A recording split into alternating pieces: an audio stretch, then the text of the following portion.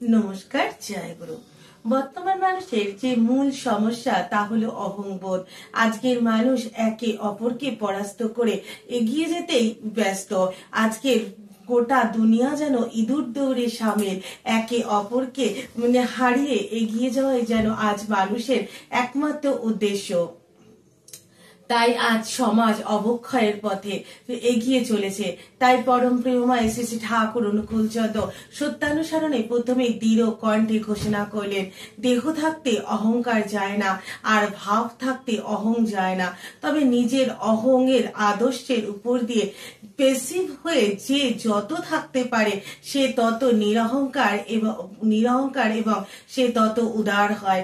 তাই ঠাকুর সত্যানুসরণের এই বাণীটির মধ্যে দিয়ে আমাদের বুঝিয়ে দিয়েছেন যে অহংকার থেকে আমাদেরকে মুক্ত হতে হবে, আমাদের দেহ মনকে শুদ্ধ করতে হবে। মানুষের পতনের এক এবং একমাত্র কারণই হলো অহংকার। যে অহংকার মানুষকে অধঃপতনের চরমে নিয়ে যায়, মানুষকে ধ্বংসের মুখে নিয়ে যায়।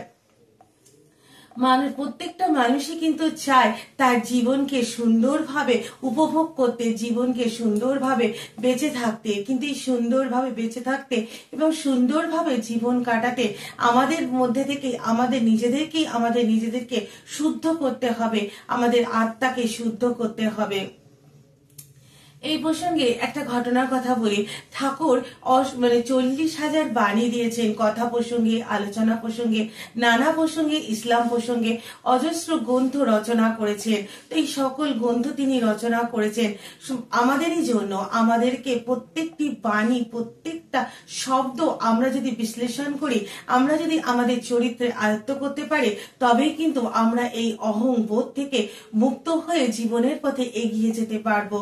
তো এরকমই একদিন ঠাকুর পার্লারে বসে তার ভক্তদের সাথে আলোচনায় রত। তখন ঠাকুর সকলকে জিজ্ঞাসা করছে, এই যে এত বাণী দিলাম, এই যে এত গ্রন্থ রচনা করলাম, এগুলো কিসের জন্য?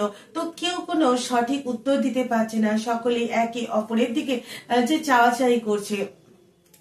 ঠিক সেই সময় বরদাদা সেখানে আসলেন। তখন ঠাকুর বরদাদাকে যখন বলছেন, বড় খোকা, এই যে এত বাণী লিখলাম, এই যে এত গ্রন্থ রচনা হলো, এইগুলো কিসের জন্য? তখন বরদাদা দৃঢ় কণ্ঠে ঘোষণা করলেন, এগুলো আমার জন্য। তিনি আমাদের বরদাদা, তার এই দৃঢ় কণ্ঠে ঘোষণা শুধু নিজের জন্য না, প্রত্যেকটা সৎসঙ্গীর জন্য তিনি আমাদেরকে বললেন, আমরা যেন প্রত্যেকে মনে করি যে ঠাকুর যা বলেছেন, ঠাকুরের প্রত্যেকটি বাণী, তার গ্রন্থের প্রত্যেকটি শব্দ শুধুই মাত্র আমার জন্য।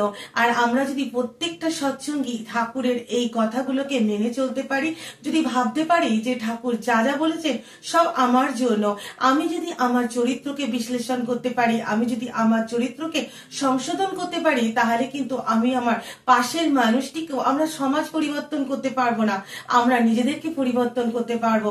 আর প্রত্যেকটা সৎসঙ্গী যদি নিজেদেরকে পরিবর্তন করতে পারে, তবেই কিন্তু সমাজ আজ অন্য পথে এগিয়ে চলবে। এই যে অবক্ষয়, এই যে ধ্বংসের মুখে আজ সমাজ এগিয়ে চলেছে, তা থেকে কিন্তু আমরা মুক্ত হতে পারবো। পরম প্রেমময় শ্রী শ্রী ঠাকুর অনুকূলচন্দ্র অহংকারকে তিনি পছন্দ করতেন না। তিনি সবসময় মানুষকে বিনয়ী হতে বলেছেন। তাই তিনি মানুষকে তাই তিনি বলেছেন যে বিনয়ের মতো সংবেদনকারী আর কিছুই নেই। প্রত্যেকটা মানুষকে তিনি বিনয়ী হতে বলেছেন। তিনি অহংকারকে মুক্ত হয়ে অহংকার থেকে মানুষকে মুক্ত হতে বলেছেন। তাই আমরা প্রত্যেকেই যদি অহংকার থেকে মুক্ত হতে পারি এবং দীনতাকে আমাদের অন্তরে স্থান দিতে পারি, তবেই কিন্তু আমরা আমাদের জীবনের পথে এগিয়ে যেতে পারবো। তাই সত্যানুসরণে ঠাকুর বললেন, দীনতাকে অন্তরে স্থান দাও, অহংকার তোমার কিছুই করতে পারবে না। আমরা প্রত্যেকে ঠাকুরের প্রত্যেকটি বাণী মেনে চলবো এবং প্রত্যেকে ঠাকুরকে মাথায় নিয়ে চলবো, তবেই আমাদের জীবন সুন্দর এবং ভালোভাবে আমরা জীবন কাটাতে পারবো। নমস্কার, জয় গুরু।